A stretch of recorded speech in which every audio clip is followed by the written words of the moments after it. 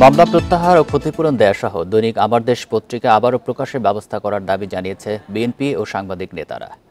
দুপুরে জাতীয় প্রেস ক্লাবের সামনে দৈনিক আমার দেশ ও মাহমুদুর রহমানের উপর নির্যাতনের বিচার দাবিতে মানববন্ধন করে আমার দেশ পরিবার। এতে সংহতি জানিয়ে বিএনপির স্থায়ী কমিটির সদস্য ডাক্তার এজেডএম জাহিদ হোসেন অবিলম্বে পত্রিকাটি পুনঃপ্রকাশের দাবি জানান। প্রিয় নম্বর সেট করে বিকাশে সেন্ড মানি করুন ফ্রি। মানববন্ধন থেকে দৈনিক আমার দেশ পত্রিকার কর্মী ও সাংবাদিক নেতারা ১২৪টি মামলা প্রত্যাহার করে মাহমুদুর রহমানকে দেশে ফেরানো এবং গণমাধ্যমের হয়রানি বন্ধের দাবি জানান।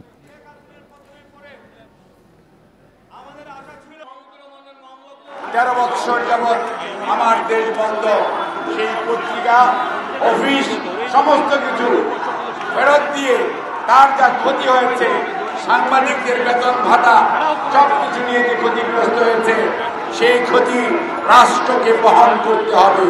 সারা বাংলাদেশের মানুষ চায় আমার দেশ পড়তে এবং তারা হাজার হাজার মানুষ দাবি জানাচ্ছে। আমরা আশা করি আমার দেশ যাতে অতি দ্রুত প্রকাশিত হয় সেই ব্যবস্থাগুলো তারা নেবেন।